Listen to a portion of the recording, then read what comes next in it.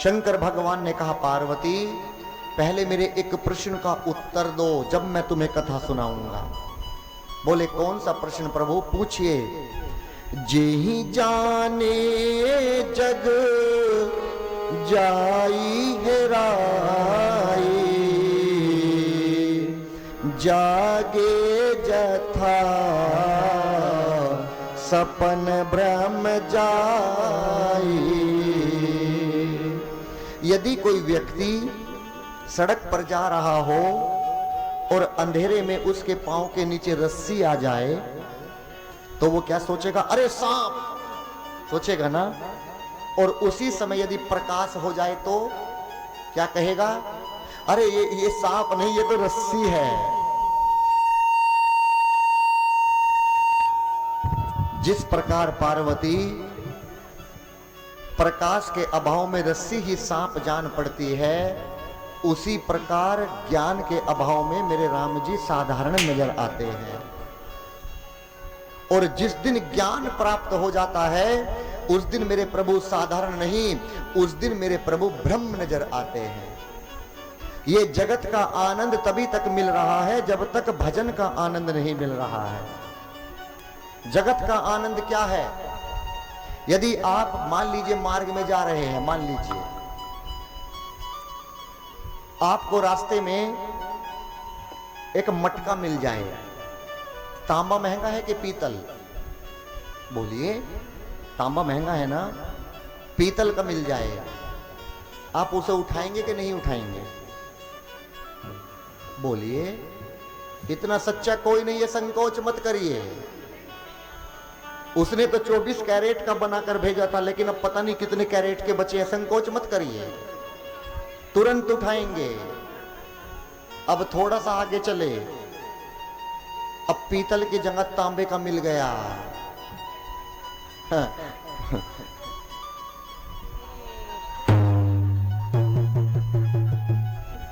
उठाएंगे ना? अब तांबे को लेकर चले हैं, अब थोड़ी सी दूर चले तो कौन सा मिल गया? चांदी का। तुम तो हमसे भी होशियार हो, चांदी का। अब चांदी का मटका जैसे देखा तो तांबे को फेंकेंगे, चांदी का उठाएंगे। अब थोड़े से और चले, अब कौन सा मिल गया? सोने का। अब बताइए कौन सा उठाएंगे? उठाएंगे ना, चांदी को फेंकेंगे। पीतल को छोड़ना नहीं पड़ा, यदि तांबा दिखा अपने आप छूट गया। चांदी को देखने के बाद तांबे को नहीं छोड़ना पड़ा, अपने आप छूट गया। सोने को देखने के बाद चांदी को नहीं छोड़ना पड़ा, अपने आप छूट गया। उसी प्रकार जब तक ये जगत का आनंद मिल रहा है, जगत का आनंद क्या है? हम एसी में सोते हैं। जगत का आनंद हम बड़ी बड़ी गाड़ियों में चलते हैं। ये जभी तक मिल रहा है जब तक तुम्हारे जीवन में भजन का आनंद नहीं है। और जिस दिन भजन का आनंद मिल गया उस सोने के मटके की तरह, तो चांदी पीतल तांबे को छोड़ना नहीं पड़ेगा, अपने आप ये संसार छूट जाएगा। छोड़ना नहीं पड़ेगा कब? जब भजन का आनंद मिल जाएगा, अपने आप। मां पार्वती शंकर भगवान के साथ एक बार भेष बदलकर इस पृथ्वी पर आई। शंकर भगवान ने सोचा कि चलो आज पार्वती दिखाता हूं मेरे कितने बड़े बड़े भक्त हैं। बोले चलिए ना। एक चौधरी साहब थे, डेयरी करते थे। उनके घर पर 10-5 भैंस बंधी थी, दूध का व्यापार करते थे। आदमी कितना भी बड़ा करोड़पति हो, थोड़ा पानी अवश्य मिलाता है। उस चौधरी के द्वार पर जाकर बोले बहुत भूख लगी है, यदि थोड़ा कुछ भोजन मिल जाए तो आनंद आ जाए। बोले रोज कहां कहां से भिखारी आ जाते हैं, निकलो मेरे घर से। शंकर भगवान का अनादर किया और निकाल दिया। शंकर भगवान ने उसे आशीर्वाद दिया कि जाओ, तुम्हारा कार्य इतना बढ़ जाए, इतना बढ़ जाए कि तुम्हारे पास किसी चीज की कमी ना रहे। थोड़े से आगे चले, एक बूढ़ी सी मां बैठी थी, गाय उसके पास में एक गाय थी, उसकी सेवा करती थी। उसकी मां से कहा, मां यदि इस गैया का थोड़ा दूध पीने को मिल जाए तो आनंद आ जाए। मां ने तुरंत गाय का दूध निकाला और भगवान को पिला दिया। भगवान मां पार्वती को लेकर चले। मां ने कहा प्रभु आपने उसको तो आशीर्वाद दिया कि तेरे पास हजारों भैंस हो जाएं, गायें हो जाएं, इसको भी तो आशीर्वाद दो। शंकर भगवान ने क्या आशीर्वाद दिया कि अभी इसी समय तेरी गाय मर जाए। ये कहकर आगे बढ़े। पार्वती मां ने कहा प्रभु मैं कुछ समझी नहीं। बोले इसका उत्तर आप जब समझेंगी 1 महीने बाद। शंकर भगवान 1 महीने बाद फिर वहीं पर गए। अब उस चौधरी के घर पर जाकर बोले 1 गिलास पानी मिल जाए तो आनंद आ जाए। बोले तुम 1 महीना पहले भी आए थे, मैंने मना किया था। आज उस व्यक्ति को इतने भी फुर्सत नहीं की थी कि वो बैठकर भोजन पाले। क्यों? उसका व्यापार इतना बढ़ गया। अब जब वो खाता पीता था तो गोबर मूत्र उसकी थाली में आकर गिरता था। वो 99 के चक्कर में लग गया। अब आगे बढ़े, उस मां के पास पहुंचे। मां को क्या देखा? मां सुंदर से आसन पर माला जप रही थी। ओम नमः शिवाय, ओम नमः शिवाय का जप कर रही थी। शंकर भगवान ने कहा पार्वती देखो, वो स्वर्ग में जाने वाला था जिसके पास में 10 भैंस थी, लेकिन उसके कर्म बहुत बुरे थे। मैंने इसलिए उसको 99 के चक्कर में लगा दिया, क्योंकि वो नरक में जाना है और ये स्वर्ग में जानी थी मां। लेकिन ये भगवान का भजन छोड़कर इस गाय के मोह में फंस गई थी। इस गाय के मोह में फंस गई थी। ये गाय की सेवा इसको भजन से रोक रही थी। मैंने इसलिए इसकी गाय को मार दिया और अब ये स्वर्ग में जाएगी। इसीलिए जगत का आनंद तभी तक है जब तक भजन का आनंद नहीं है। और जिस दिन भजन का आनंद मिल गया तो उस दिन क्या होगा? ये जगत का आनंद अपने आप छूट जाएगा। इसीलिए हमारे गुरुजी एक पद गाते हैं, कहते हैं हिज भज लो बारंबार हमारे सीताराम, और जीवन का आधार हमारे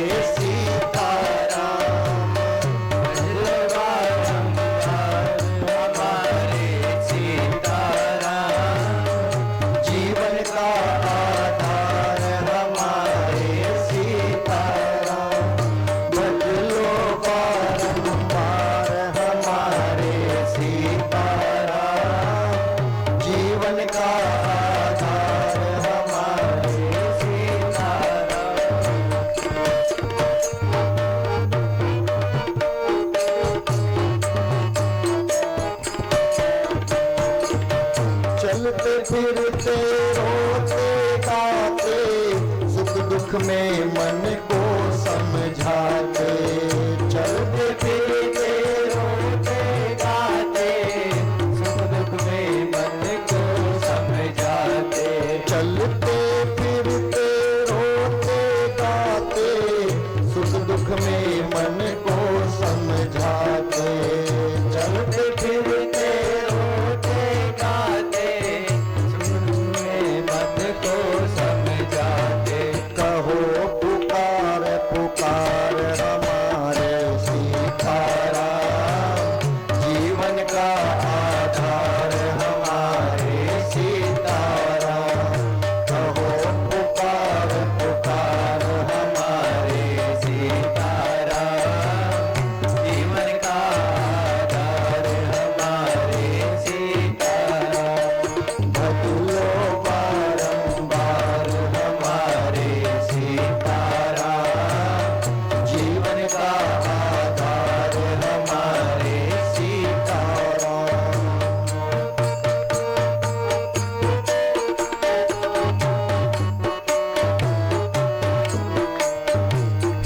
जगदीश्वर है अगहारी, भक्ति भाव में लीलाधारी। है जगदीश्वर है अगहारी, भक्ति भाव में लीलाधारी। है जगदीश्वर है अगहारी, भक्ति भाव में लीलाधारी। है जगदीश्वर है अगहारी, भक्ति भाव में लीलाधारी। करते भव से पार हम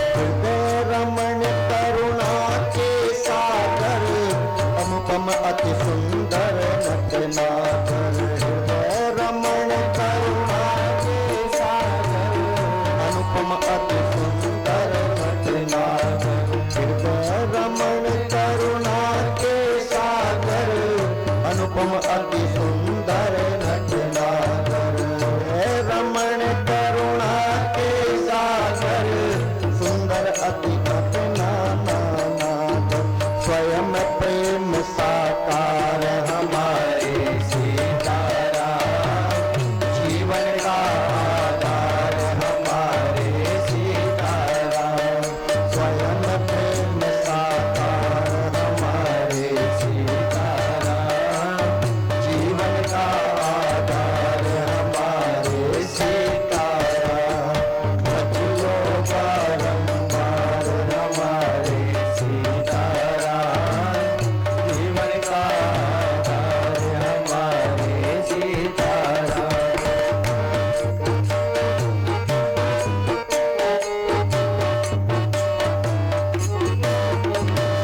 कुछ ही दिन का यह जीवन है, प्रभु ध्यान ही सुखमय धन है।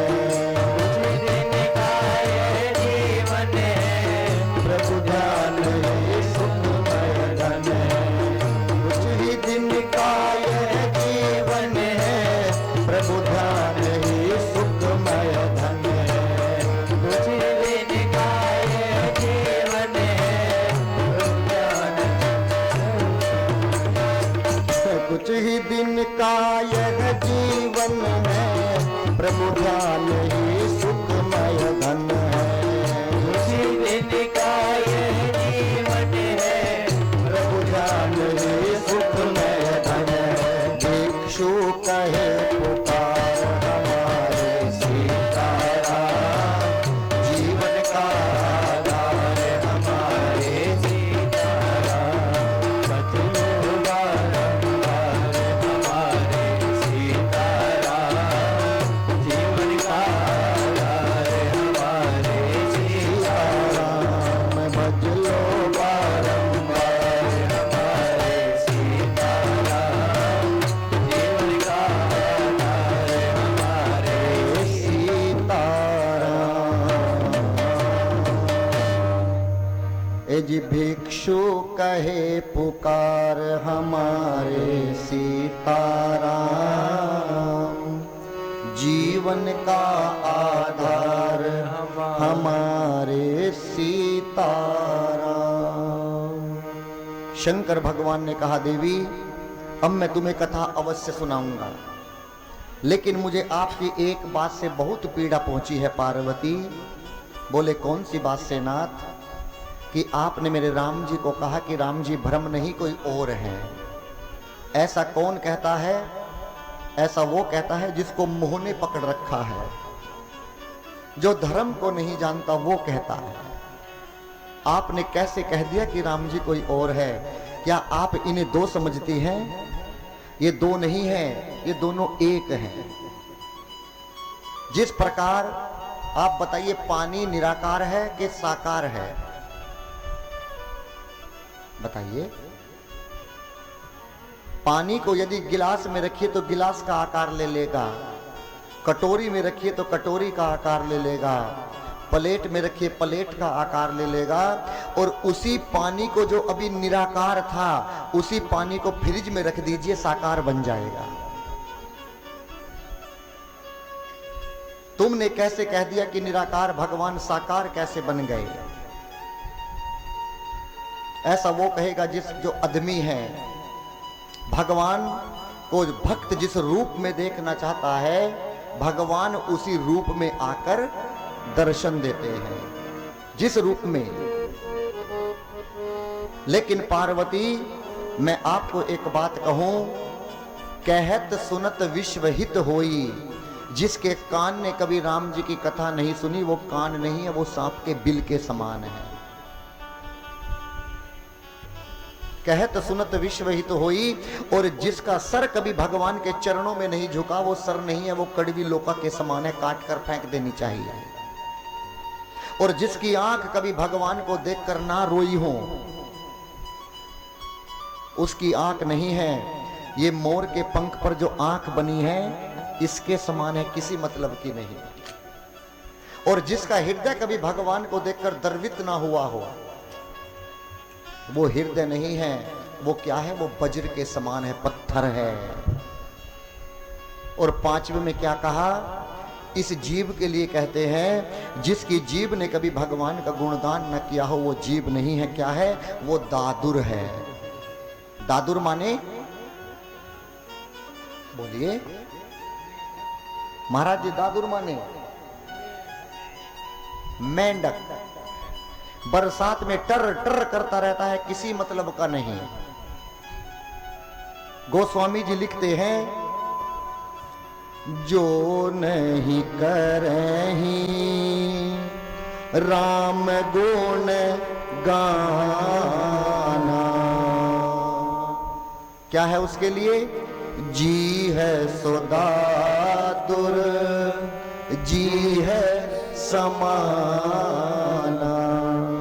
उस व्यक्ति की ये जीव दादुर है, मेंढक के समान है, जो भगवान का भजन नहीं करता। और ये कथा क्या है? राम कथा सुरधेनु सम, सेवत सुखदानी,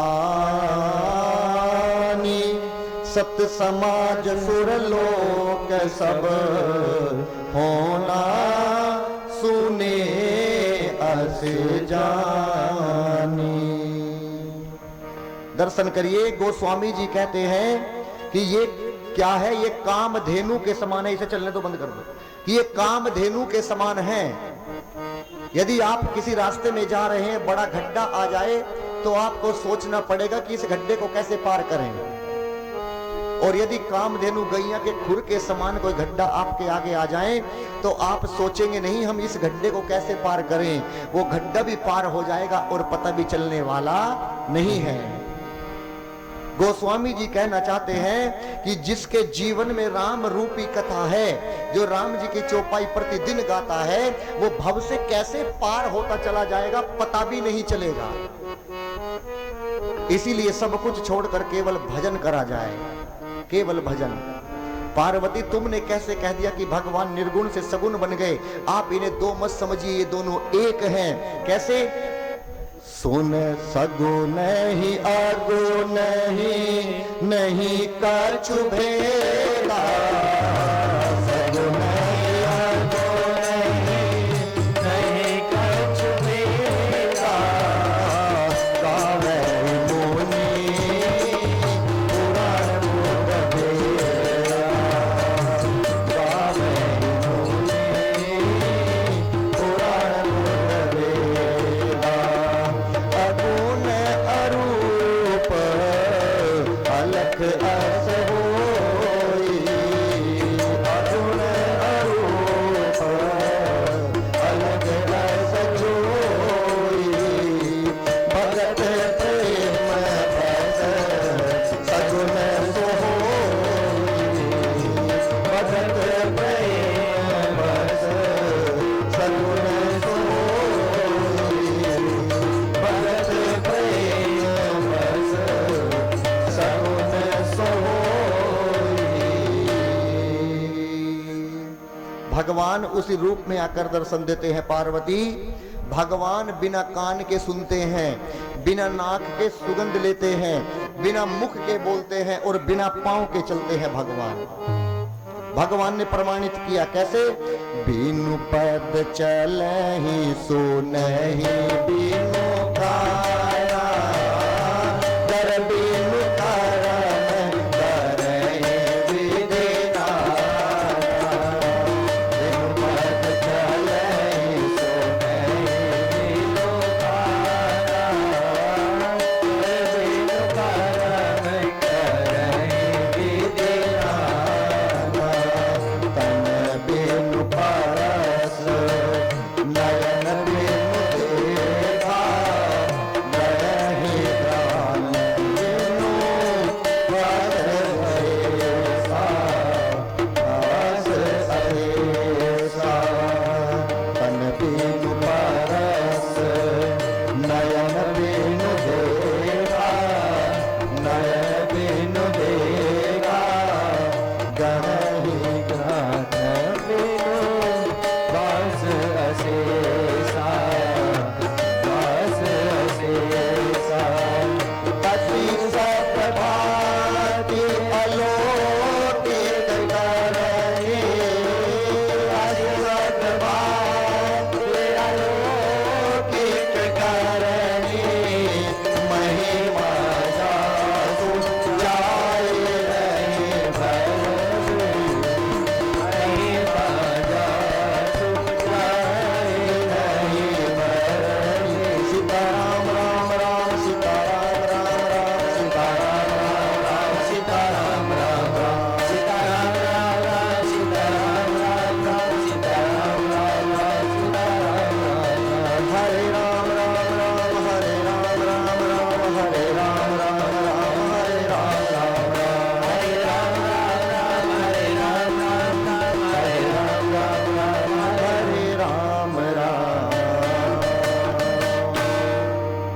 ने कहा प्रभु भगवान ने पृथ्वी पर अवतार क्यों लिया, भगवान इस पृथ्वी पर क्यों आए, मैं आज वो कथा सुनना चाहती हूं, आप मुझे सब बताइए प्रभु। तभी शंकर भगवान ने कहा कि भगवान कब कब पृथ्वी पर आते हैं पार्वती, अब मैं तुम्हें वो कथा सुनाता हूं। जब जब होए धर्म के हानि, बाढ़हि असुर अधम अभिमानी, तब तब प्रभु धरि विविध शरीरा, तब तब प्रभु धरि विविध शरीरा, हरि कृपा निधि सजन पीरा। जब जब धर्म की हानि होती है तब तब भगवान पृथ्वी पर अवतार लेते हैं और क्या करते हैं, हरहि कृपा निधि सज्जन पीरा, सज्जनों की पीड़ा का हरण करते हैं भगवान। आप बताइए क्या धर्म की कभी हानि होती है? इसमें तो लिखा है कि जब जब होए धर्म के हानि। देखिए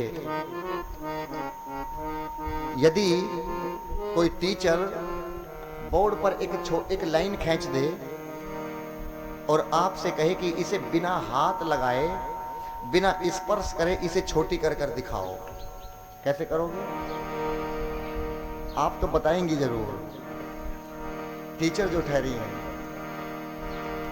उसको स्पर्श किए बिना छोटी कर कर दिखाओ, उसके नीचे एक बड़ी लाइन खींच दो तो वो अपने आप छोटी हो जाएगी। उसी प्रकार हमारे गुरुजी कहते हैं लाला धर्म की कभी हानि नहीं होती है, धर्म उतना ही रहता है, क्योंकि धर्म मेरे रघुनाथ जी का नाम है, धर्म मेरे कृष्ण का नाम है।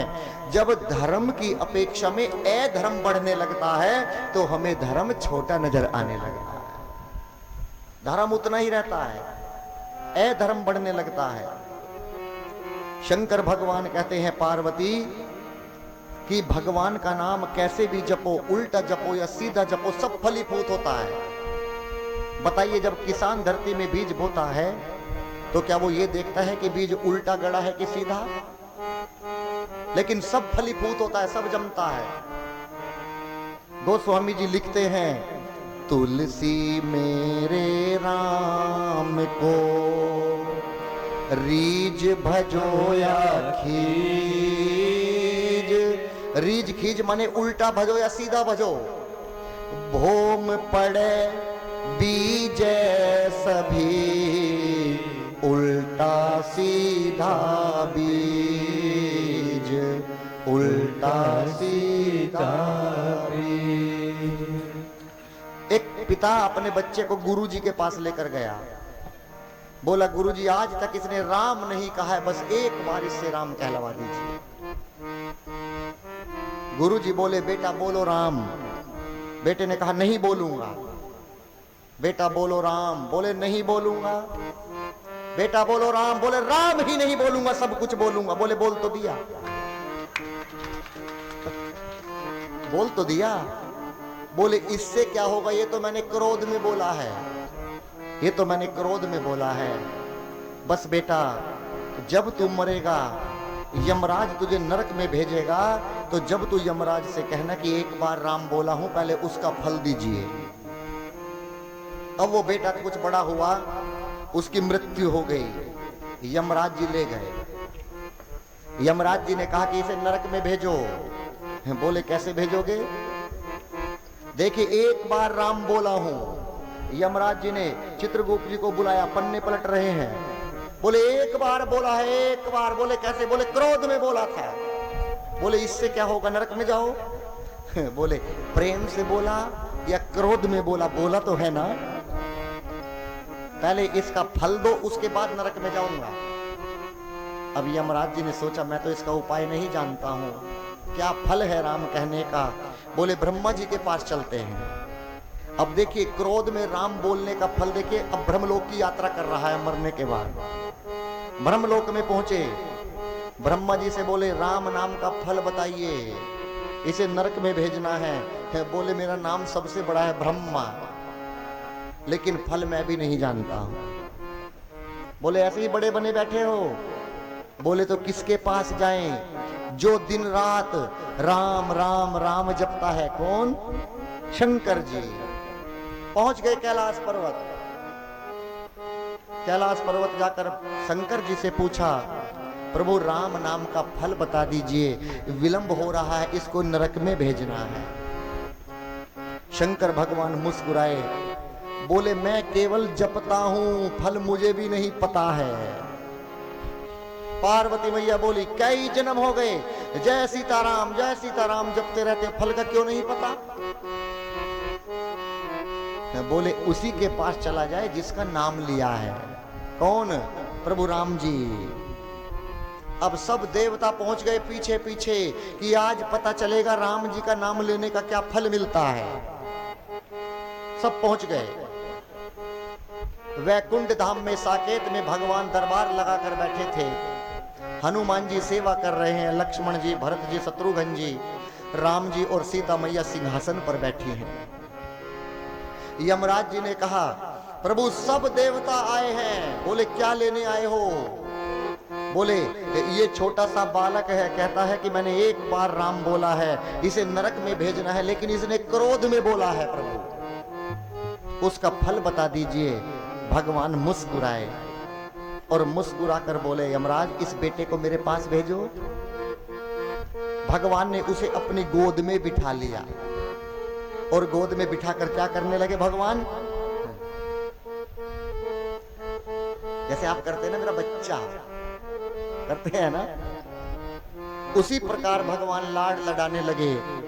यमराज 1 घंटे बाद बोला प्रभु जल्दी बताइए, विलंब हो रहा है, नाम लेने का क्या फल है? भगवान बोले तुझसे बड़ा मूर्ख इस संसार में नहीं है। बोले क्यों प्रभु? अरे जिसको मेरी गोद की प्राप्ति हो गई राम कहने से, मैं उसे दुलार कह रहा हूं, तू फिर भी पूछ रहा है नाम का फल क्या है? कोई क्रोध में बोले, कोई प्रेम से बोले, कोई उल्टा बोले, कोई सीधा बोले, जो एक बार मरते समय मेरा नाम ले दे राम, मैं उसे नरक में नहीं, मैं उसे अपनी गोद में स्थान देता हूं। 4 शब्द हैं, भाई, कुभाई, अनख, आलसहू, नाम जपत मंगल 10 दिसहू भाई। राम राम जी प्रेम से। कुभाए थोड़ा सा क्रोध, बहुत राम राम बोलते हो। अनख जैसे कोई आर्य समाजी होते हैं, उनके आगे राम राम जी, बहुत राम राम बोलते, शांत हो जाओ। अनख यानी तेज क्रोध। और चौथा क्या बोला है? आलसहू राम। भाई, कुभाई, अनख, आलसहू, इन चारों में से नाम जपत मंगल 10 दिस हूं। जैसे भी नाम जप लीजिए उसका 10 दिशाओं में मंगल ही मंगल होने वाला है। इसीलिए कुछ नहीं बिगड़ेगा तेरा, हरि शरण जाने के बाद। कुछ नहीं बिगड़ेगा तेरा, हरि शरण जाने के बाद, हरि शरण जाने के बाद। हर खुशी मिल जाएगी तुझे, हर खुशी मिल जाएगी तुझे, चरणों में झुक जाने के बाद। कुछ नहीं मिलेगा तेरा, हरि शरण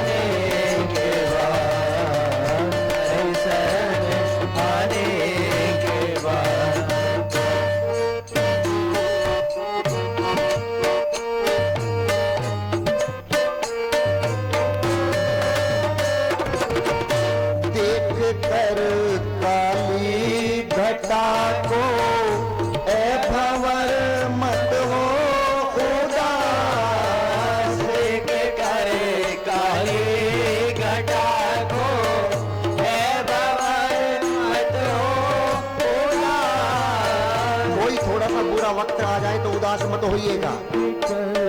काली घटा को ए भंवर मत हो उदास, लेके करे काली घटा को ए भंवर मत हो उदास। बंद कलियां भी खिलेंगी, बंद कलियां भी खिलेंगी, रात ढल जाने के बाद कुछ नहीं बिगड़ेगा तेरा, हरि शरण आने के बाद, हरि शरण आने के बाद।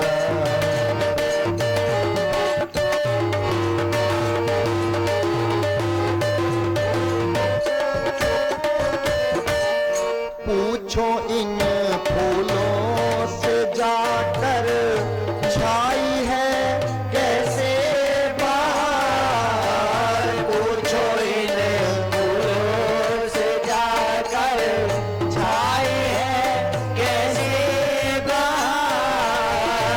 जिसके घर पर गुलाब का पेड़ है, हाथ उठाइए। गुलाब का पेड़ है ना, यहाँ से जाने के बाद उनसे पूछना, क्या पूछना?